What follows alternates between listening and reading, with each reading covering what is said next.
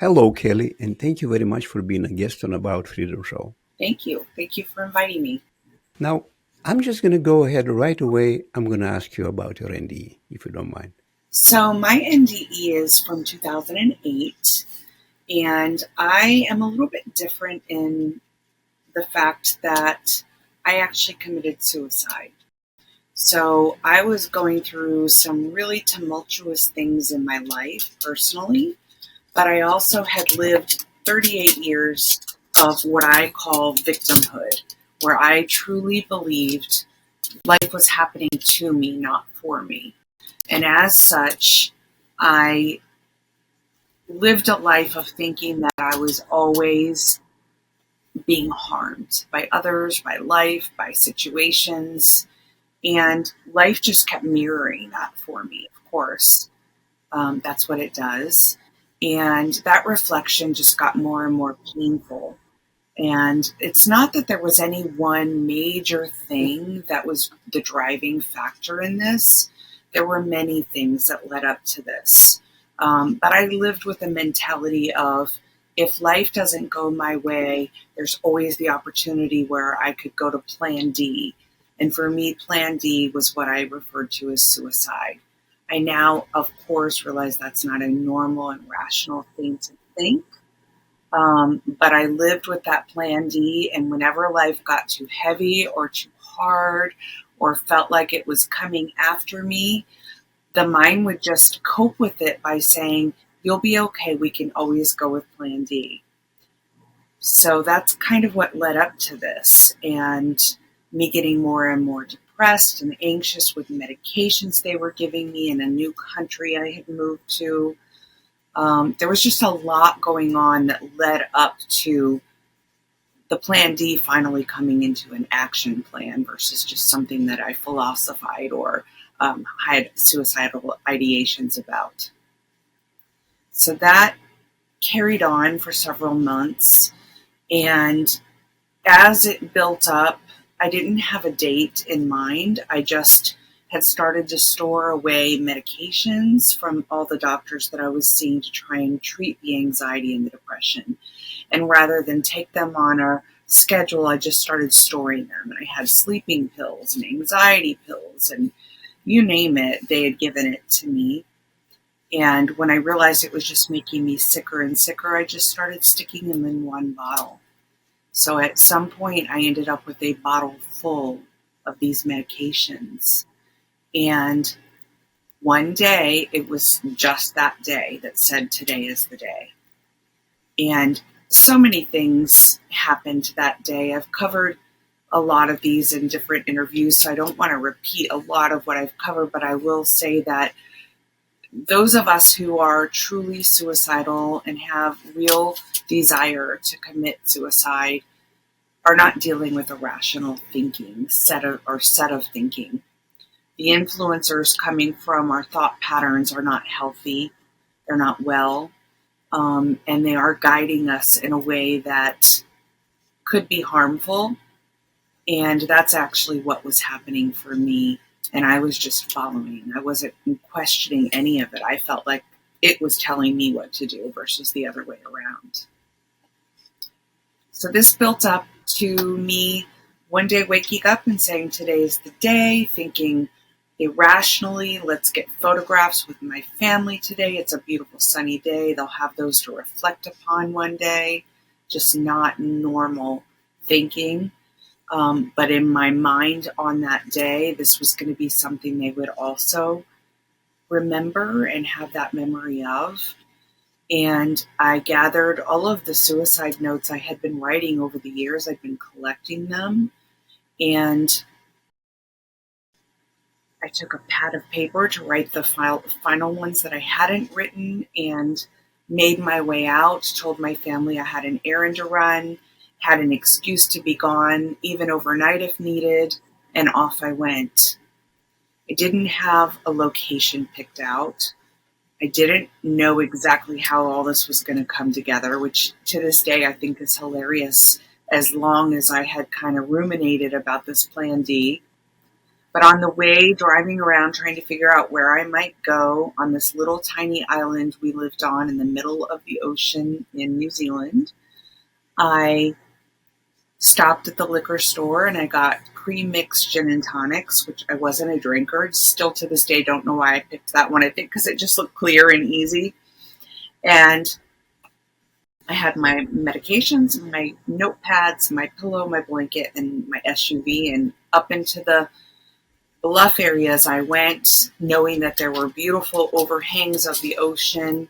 So I brought my body there, drove my SUV onto this lot that looked like it had just been leveled for construction, but there were enough trees to kind of drive in and have a little complete sanctuary overlooking the ocean. And it was about sunset time at this stage, and started slowly writing the final letters that I needed to write and taking the pills and the alcohol very slowly as I continued to do that. I had a stack of them sitting on my dash, and I remember the last one that I wrote was to whoever was going to find my body. I felt really strongly about that. That's why I didn't want to do this in my home or around my home area. I just didn't want anyone to have to deal with that. So that was the very last note that I wrote. I put all of them on my dashboard, and I thought to myself, I'm starting to feel the effects of what I've put into my body. Again, not being a drinker or a drug user, I just felt very much tired, like I wanted to lay down and go to sleep. But at the same time, I was starting to feel odd in my body. It's the only way I can explain it, like something wasn't right. So I thought I'd better get out and take a quick bio break and then get into the back of the SUV because I knew I had to use the restroom. So I started to get out of the SUV and I realized, oh boy, we're way past this. My legs weren't taking hold. I was like a noodle at that point. So I pushed my pillow and my blanket into the back seat and I climbed into the back and laid down and covered myself up. And I just laid there and stared up at the top of my SUV. And I did not have a sunroof or a moonroof or anything like that. I just was trying to put my eyes on something that would calm my body. I didn't know what it would feel like to be dead, and I'd never thought about this until this exact moment. I was just laying there thinking, well, how will I know when I'm dead? Which is an interesting thought if you think about it. And I started to pay attention to that. How will I know when I'm dead? And then I heard this kind of thought come into my head when the breath stops. I said, okay. So I just stayed with the breath. And I did not know that this was a form of meditation. But I just kind of stayed with the breath and I just kept saying over and over, I believe in a loving and forgiving God. Whatever happens, I know I'm taken care of. I know I'm loved. Something to that effect, just over and over. And then, am I still breathing? Am I still breathing? And I just kept going with that rhythm. And things just slowed, really slowed down. And the anxiety I was feeling and the nervousness calmed down.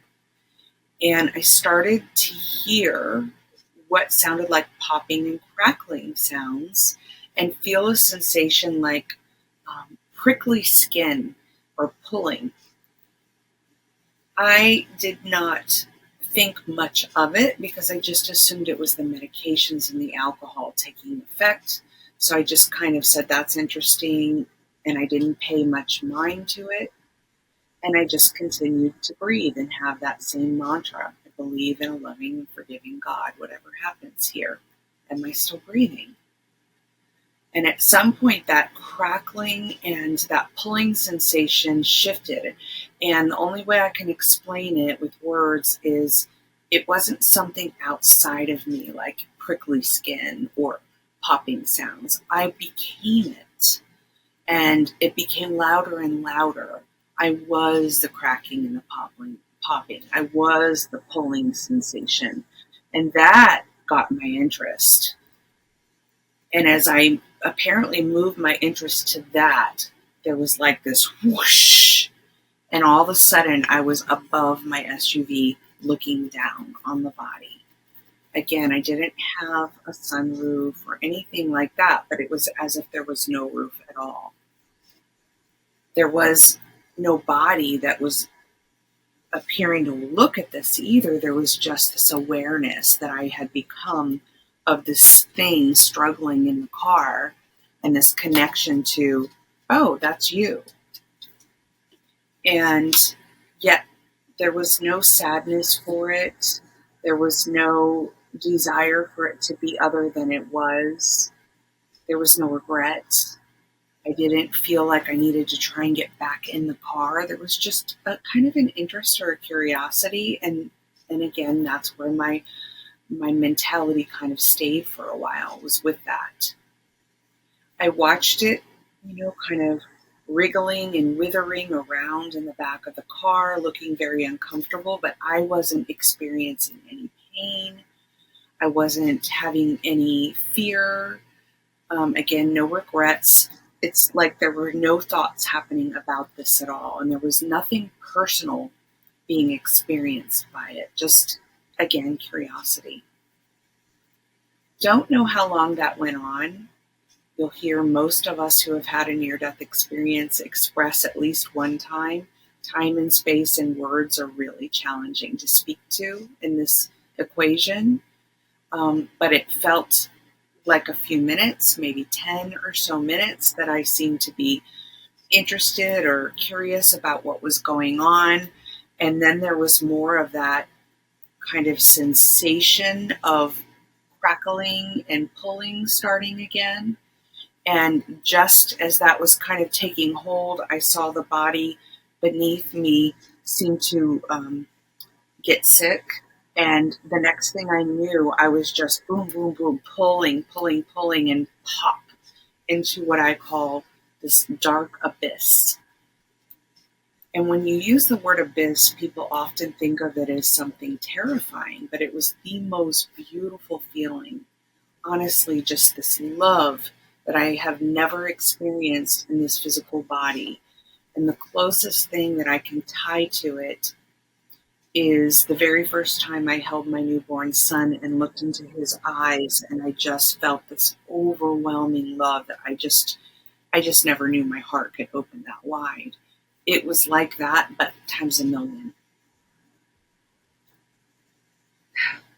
I would have stayed there happily. I would have just stayed there. And again, I have no idea how long I was there, because there wasn't a place and I wasn't separate from it. It's not like I was having these experiences where I was moving about and able to go somewhere else. I was a connection to all of it. So there was nowhere to go or to be, and I was nothing separate. We call this oneness. Some people refer to it as the universe, and some people call it God. Love, whatever you want to refer to it as. I call it no-thingness, because anything we label it becomes a separate thing. And it wasn't separate, and I wasn't separate. I was all of it. I was so boundless and alive. I was vibrating joy and euphoria. I felt held and loved, but not by something separate from myself. I felt unified in whatever this loving force was. And I just knew there was no death. There was no death. And I was at peace with that. And then more of the popping and the crackling and the sensation of the pulling, again, for lack of better terms, upwards, and the sensation of no body being pulled into a bigger no space, even more broad. And now all of a sudden there were smells like nothing I've ever smelled, and sounds like choirs I've never heard, and colors, this hue of pink that I have never ever seen, the most beautiful baby soft pink. But I wasn't looking at it. I wasn't. I was that color. I was that smell of, gardenias or something so floral and magnificent. And I was these beautiful choir of angelic sounds. I was all of it. Bliss is the only word I can put with it.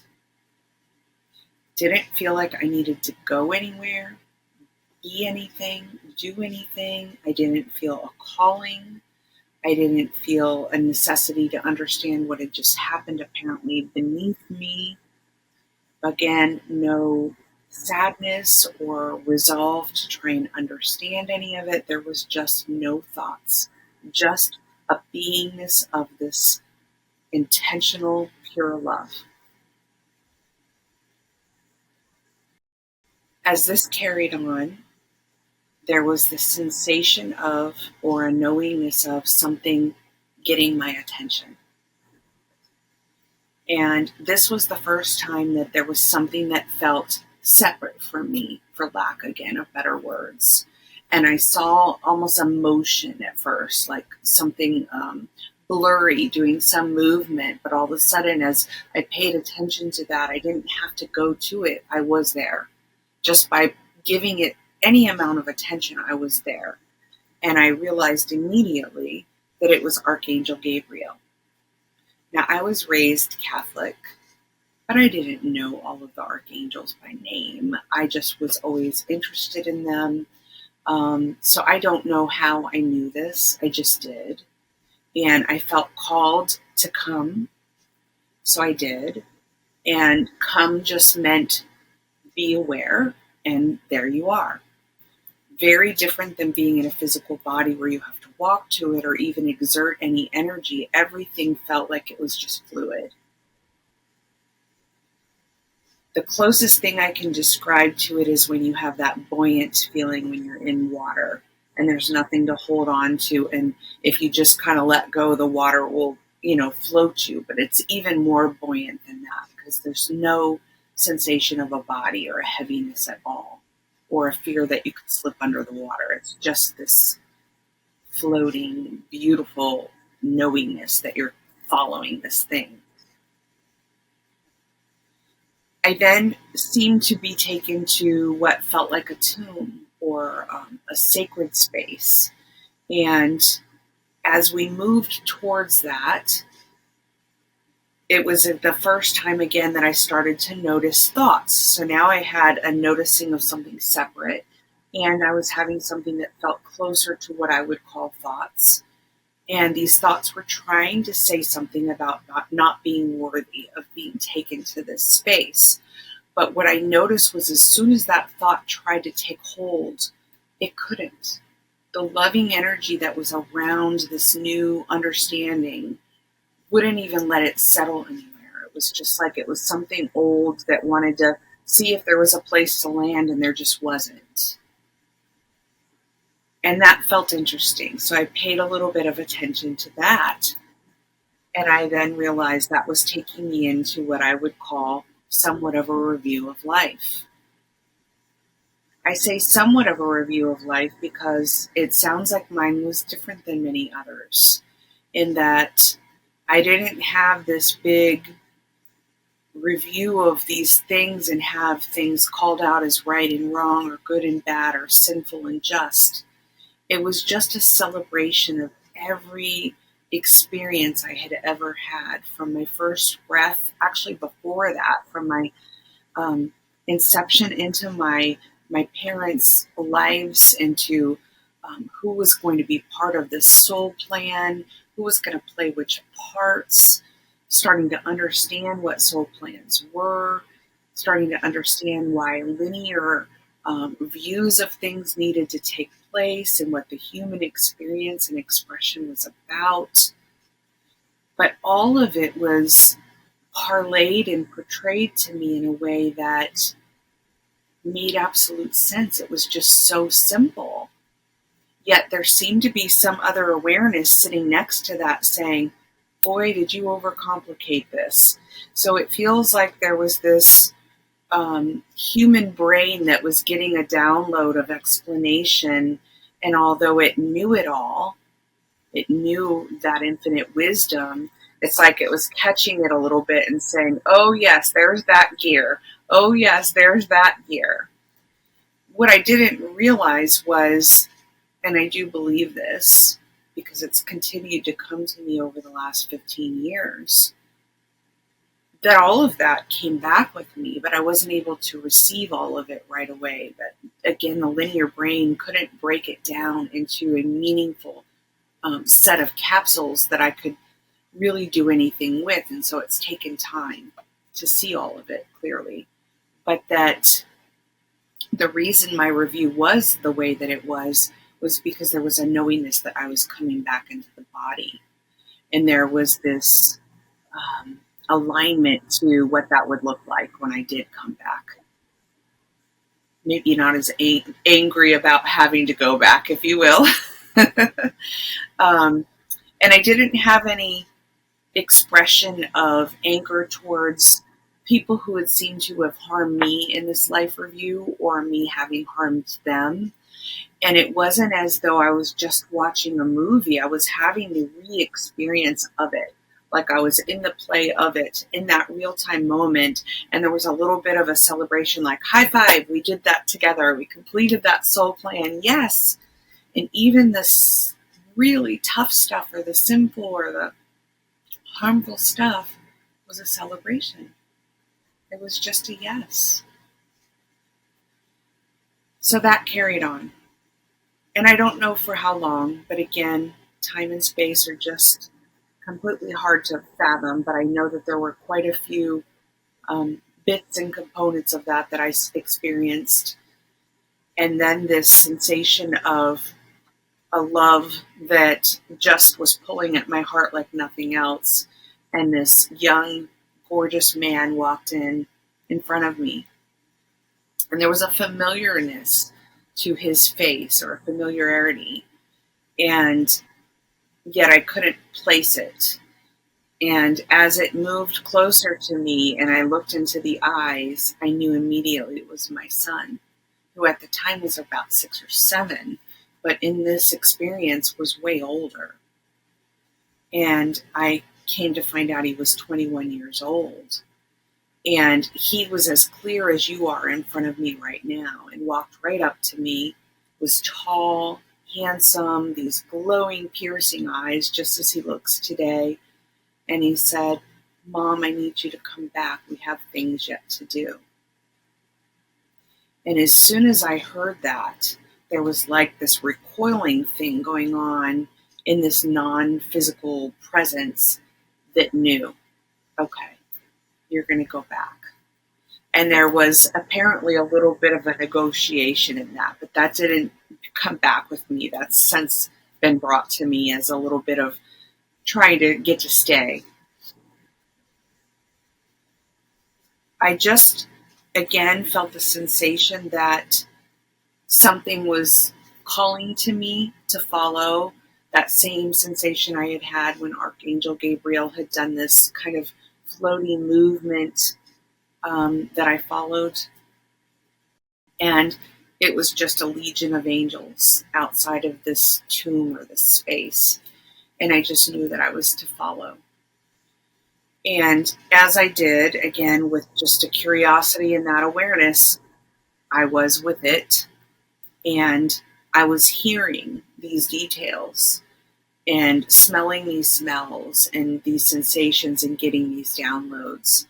And the last download that I recalled before re-entering my physical vessel was, your only role is to breathe and not resist. The rest is taken care of.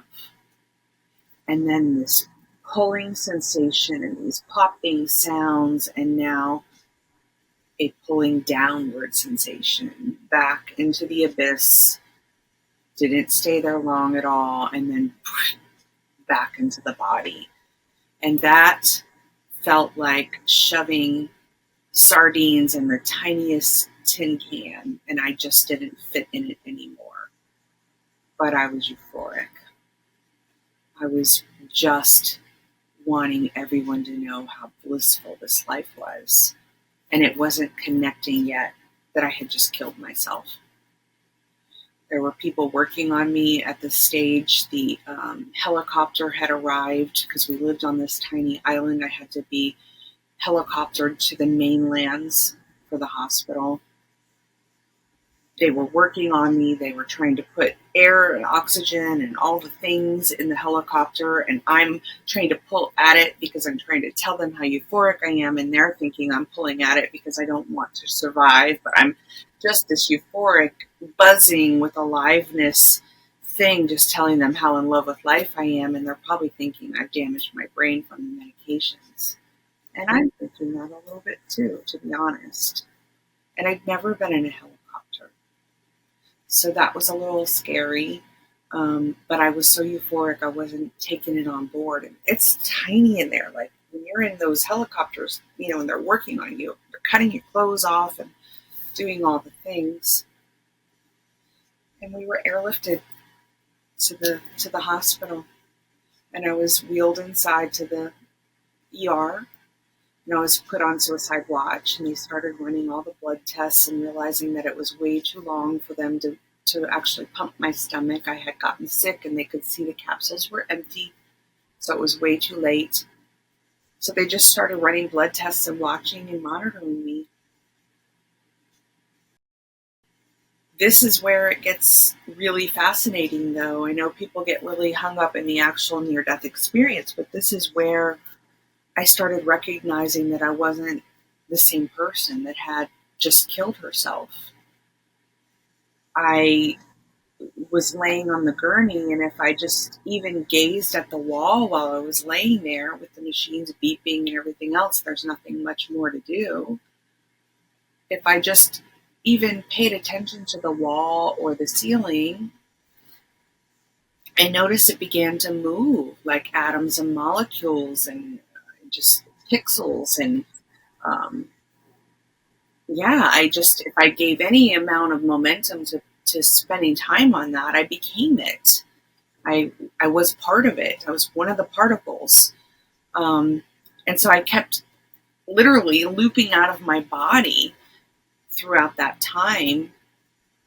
And doctors were coming in and out, checking on me and asking how I was doing. And I was just euphoric. All I wanted to do was run up and down the halls and tell everyone how beautiful life was. I knew they were going to keep me overnight, at least. And they had notified my family what had happened. And my partner at the time was with the children. And so we both agreed that's where he needed to stay. I was fine. I was contained. And we didn't want the kids to be getting upset. So they kind of put you in a little bit of segregation anyway to evaluate you. And so we just made an agreement we would talk tomorrow, and the doctors and nurses were keeping him updated.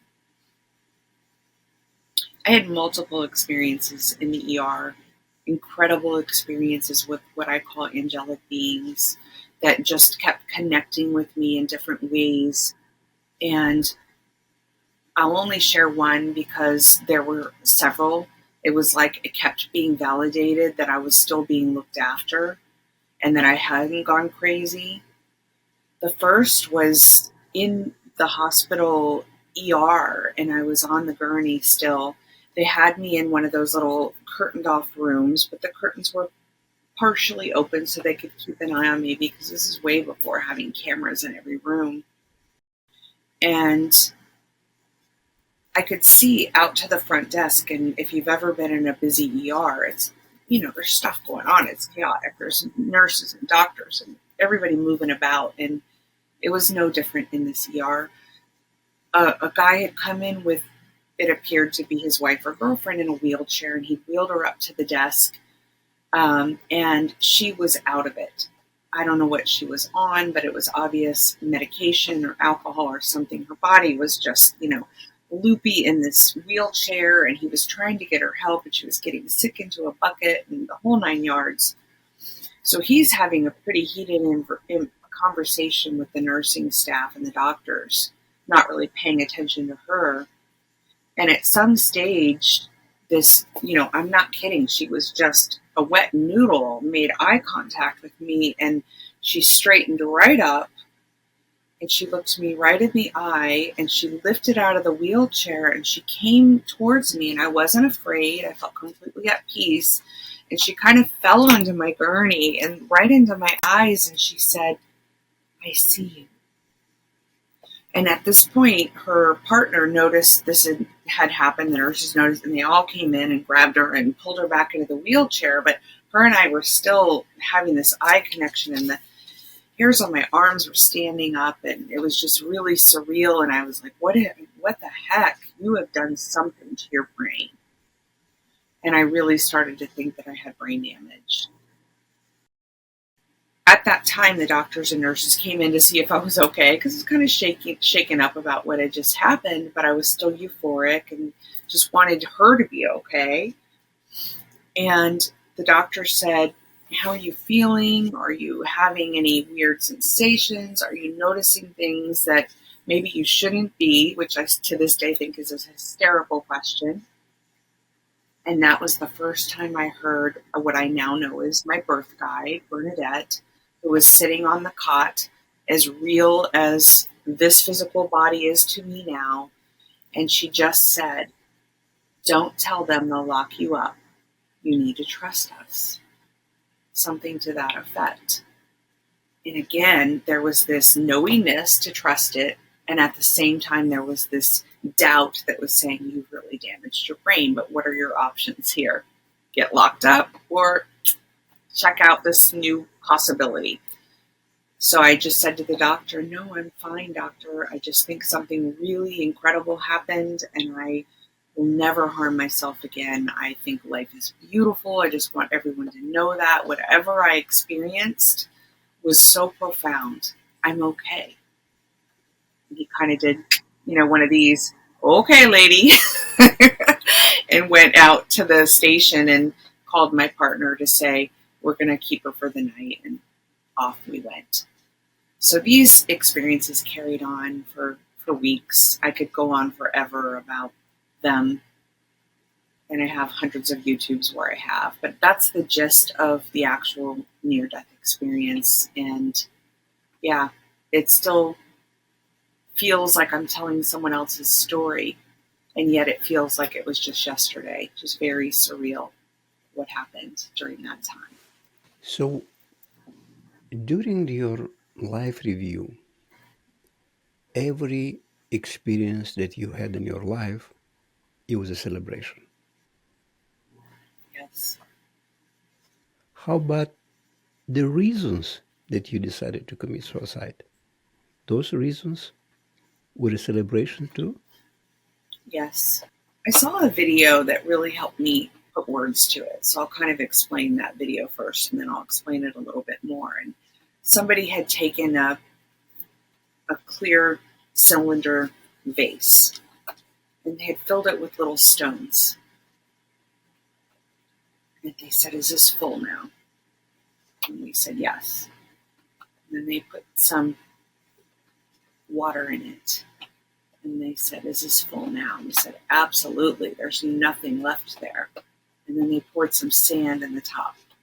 And the sand went down into the water and filled all the gaps between the rocks and the water. And now there was nothing. And they said, "Now is it full?" How do I explain it? We live in duality, so we have all these crevices of belief systems that tell us right and wrong and good and bad. But when you're all of it, like the cylinder becomes one, there is no duality. So there's no right and wrong. Those are concepts. We have to have them in the linear body. Our linear constructs need to have that. As God or oneness, we're all of it. So we cannot express any of it uniquely. To know itself, it had to have this apparent breakaway into a this and a that, a love and a hate, a right and a wrong, a good and a bad. But none of those are true. They're just concepts to allow us to experience all of this. So what I was downloading in my review was, when you're in the body, of course there's right and wrong. But when you're here with us, looking at it, We just simply see it as experience being experienced. There's nothing dualistic or personal about it. So that was the download, was just all of it's been expressed perfectly. Okay, so how about the real, like, real hardcore criminals or killers? And I don't want to go with the list, go on. Do they feel like a celebration when they have their life review? So that's a great question. I only had my review, but I can say this. I had a very horrific experience when I was a little girl, and I had um, a review with the person who committed that act against me. And yes, that's the only one I can relate to, was that I was shown that regardless of the activities they seem to carry out in their soul plans, they too were linked into those with the folks that those were happening with. And I know that's really hard for people to hear and understand, because it triggers people who have had murders in their family, or, like you said, horrific criminals in their lives that have broken their families up. And I don't ever want to seem like I don't have empathy or sympathy to that. I can only express what I experienced, which was complete forgiveness with this other soul. And not only complete forgiveness, but an understanding that forgiveness also is a dualistic component that is not necessary. When there are not two, there's no other to forgive. Yeah. Well, thank you for that, Kelly, but I'm pretty sure a lot of people are going to have doubts about that. They're going to say, no way, we cannot accept a death of a little child. He's completely innocent, you know that. Well, let's move to another question. I like your line, very nice. Only breathe and don't resist. Everything else will be taken care of. Yes. This is a beautiful line. If you can elaborate a little bit on that. Yeah, I didn't understand it either when I came back. I just knew that there was going to be something profound related to it, and that it would stay with me very impactfully, but I didn't know how impactfully. So over the last 15 years, it's evolved to a level of experiential understanding versus just a knowing. Something in me knew, it made sense, it resonated in my heart, and it made me feel peaceful, but I still didn't trust it. So for 15 years, experientially, that trust has grown. We often feel that we are the doer in this physical realm. And we lose hold of the fact that we have this whole energy that we are a part of, again, called God, universe, love, whatever you refer to it as. Even if you're atheist and you don't believe in a higher power, you certainly believe that there is something,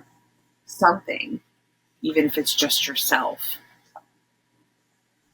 Take that understanding and recognize that you've never told your lungs to breathe or your heart to beat, yet something has encouraged that to continue to happen. We move through with some unwavering faith with certain things, which I think is hilarious. And as humans, we proclaim to have five senses. And we really utilize those five senses: touch, smell, sight, taste, sound. But there's way more senses than we're aware of. And there is a vibrational understanding. We sometimes call them universal laws, but we haven't even etched or touched on how many of those boundless universal laws there are. Breathe and don't resist is completely tied into that.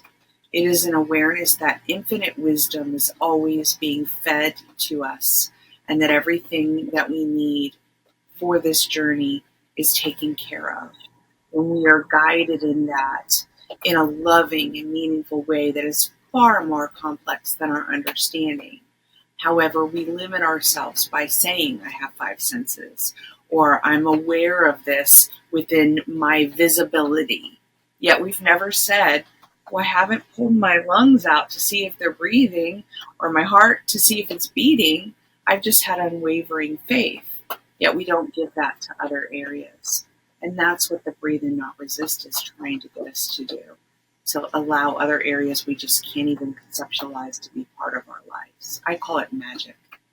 It is magic. I mean, we don't think about it, that we breathe, that we live in air. There is air around us, like there is water around fish Yeah. in the ocean. And we Yeah. live in this air, like the fish would not be able to live in air. They live in the water. So we accept this, take this Right. for granted. We never think about it. Even the heart, like you said, it beats all the time for whatever time you have on this earth. It beats all the time. And you were trying to stop your heart. I mean, Yes. Can't fathom it now. Can't fathom it. now you said that you came back after that. How long, by the way, was in real earthly time? How long you were dead? We know from the time the ambulance started working on me to the time that they were able to get me in the helicopter, approximately 18 minutes. I was in and out, pronounced dead. I don't know how long prior to them finding me that they were working on me, but I do know that I was up in that bluff area for about 3 hours. And if the construction worker of that lot, he literally had no intention of going there that day, but he just had this weird, like, oh, we're starting our work there on Monday. I better just take a peek up there and make sure they laid all the right, um, what do you call them, relined the construction zone so that we can get to work. And if he had not gone up there, again, these synchronicities, my body probably wouldn't have been found until Monday.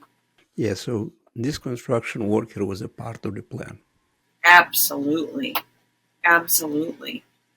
And the ability to call, yes, yes. to put all the puzzles together. So you said that you came back from this experience completely changed person. It's been 15 years and you never came back to your old Kelly. You always for 15 years been the new person. Yeah, this has been quite a healing journey. People who hear my story think, oh, she's so lucky and it's incredible that she had like an instant awakening. Um, Good for her. But what they don't see is the 15 years of learning to drive this new vehicle and have these newfound sensations and experiences and no handbook. Yes, I have my God squad, I have my guidance system, but I was still stubborn. I was still very humanistically, egoically stubborn. And for a couple of years, I really did chase the dragon of wanting to recreate that euphoric experience. It took a while to settle into this and understand that all of my needs were coming to me. Breathe and don't resist. The rest is taken care of. And there was a level of maturity that had to come with that and an earnestness to meet that level of maturity, spiritual maturity, and not try to spiritually bypass a lot of things, thinking, oh, you just had this big awakening. You should be able to know that. Um, the ego has been checked and rechecked so many times, and the shadow work has continued to go on. And I say to people, if you ever hear me say, I'm done, run and don't look back, because we're never done. This is an ongoing process of unraveling, and we are infinite beings, and there's infinite knowledge to explore, and that's the only intention for being in this body. Yeah, you mentioned that some people say, "Oh, you're lucky that you got this experience." I read the comments under my videos, and there are comments like this. People say, "I wish I had an NDE," or "Can't wait to have one." It sounds strange to me. I know they want the experience, but they don't want the pain, and they probably don't mean it. I think they think that it somehow elevates you.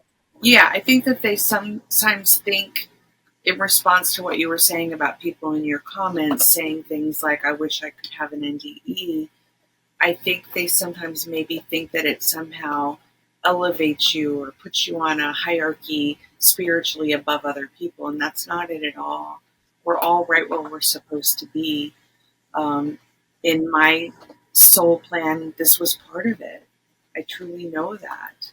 So your version may not be the same as mine. That's why there's so many different expressions of this. There's lots of similarities, but there's lots of differences too. Now, Kelly, what do you think was your purpose of coming back to Earth? To love, to be an expression of love that isn't words, to be able to be with people and have them say things. And I'm not saying this to toot my horn because it has nothing to do with me, but to be such a level of peace that when I'm with people, they say, I feel like I'm wrapped in a warm blanket when I'm with you. What is that? And I say, it's how I feel myself. So I'm so happy to feel you feel that expression too. It's not a doing, it's just a beingness. And to allow that expression of love to be felt by others in a way that maybe gives them a modicum of not hope, because I think hope is saying it could happen, but faith, which to me says hope has died so that faith can set in. And faith does the work. It's that mustard seed that plants itself and starts to cultivate itself. And I think that's my purpose. It's that subtle. Now I'm going to come back to the doctor's remark. I think it was funny. He said, have you seen anything you shouldn't see? It cracks me up to this day. To this day. Yes, he did. He did. And this was 15 years ago. I think he Yeah, they probably suspected teach that in medical something. school. Yes, and I also think that part of him has heard this. Part of him has heard this before, which is why I think when I started to say that I was having that, and he kind of walked out and went, kind of like, okay, lady, I knew, don't go there with him. He's not open to this at all. Yeah, they kind of look at you guys coincidentally. When somebody thinks that he's above you, he knows more and you're a little crazy. So this is what doctors think about Oh, cases like condescending. this. Not all of them, but Yeah, condescending. Okay. condescending. Yes. Yeah, I know how. Yeah, I know how to write the word. I know how to read it. I don't know how to pronounce it because I never used it. It's the first time I'm trying to use the word. I love it. So you see, you premeditated this suicide for a long time, and you even chose a beautiful place and beautiful time, and with the ocean view at the sunset. That was your idea of going to the infinity. Yeah, it was important to me to feel peaceful. It was important for me to feel a sensation of that peace and that sanctuary and knowing that I was loved. That was important to me. Now, Kelly, what is your definition of God? I love that. God is an energy of which I am a part. That energy is boundless. It is a level of love we can't even know through words. In fact, by saying it in words, we're giving it such a lack of understanding. It is an energy of which we are a part that is all. And I am a part of that, as are you. Now, when we go back to God, do we lose our personality? Do we lose our individuality? We just become some happy parts of light and that's it? Or we still maintain our individuality? What I experienced and what I continue to experience today when I'm in a deep meditation and I'm in the allness of it, now that I understand the concept of duality and I understand the concept of thoughts, I recognize that thoughts are my way of knowing a unique individual, yet I'm not that. So that character continues. It has a voice, has many voices, many characters. Some of them funny, some of them angry. Every nuance of who the story of Kelly is still very much thriving in that. But I'm not attached to any of them. I find them very humorous. And it's why I refer to myself as the story of Kelly, because she's funny and she's curious and she's a little kid and she's whimsical and she's spontaneous and she loves to get into shenanigans. And I'm very aware of her, but I'm also aware that she's just a character. So it's kind of hard to understand that the answer to your question is I am aware of both. The uniqueness of all that I am and the uniqueness of this character of Kelly that wants to play many parts or aspects, and they run simultaneously. But when I seem to be in this space of wanting to just connect into the allness or the void, and I go into the breath, that sense of characters gets quiet. And there's just silence. So, yes, my personality is still very much there.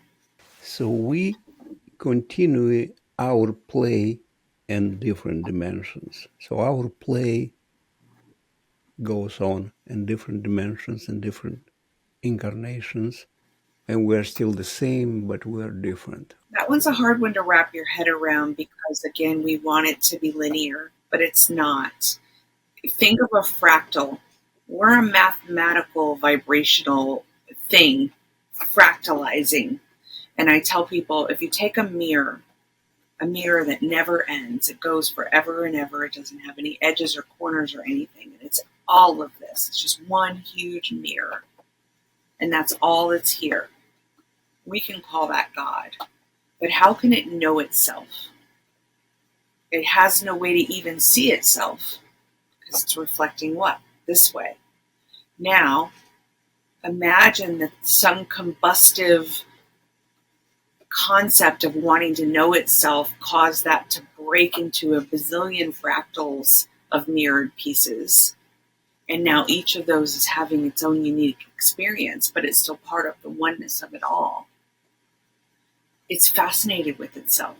Look at me being this little shard. Look at me being this little shard. And now there's all this contrast of an arm and a leg, and I get to experience, and I'm separate from that big piece of glass that I once was. And now I can even see myself by having another who shows me what I'm looking like. That's the expression of individuality. Okay, Kelly, are you afraid of death? Oh gosh, no. I welcome it. I don't call it because I love life now, but I welcome it when the time comes. I know that it's not anything more than transition from one vibration to another, and I do it every night just as you do when we go into our unconscious state. I have no fear of death. And if people want to find more about you, about your work, about what you do, where they can find that, if you'd like to share? Yeah, my whole channel is called Nurture Your Soul. I have a YouTube, a Facebook page, and an Instagram. I don't market. I don't, do any of that. I love doing these interviews. I've done several with IANs and other community groups. This is something I do because I feel like this somehow gives people a sense of peace if they've lost someone through suicide or death. And that's my only intention. I do, however, work one-on-one with clients, which is separate from this work. So I'm always very honest about that because this did open up a psychic, intuitive mediumship within me. And that's something that I still do to this day. But really, these interviews and getting this message out about breathing and not resisting and working on your inner self is the most passionate work that I do that I'm called to, for sure. Thank you for watching About Freedom Show. I really appreciate you. Click on one of the videos below and don't forget to subscribe.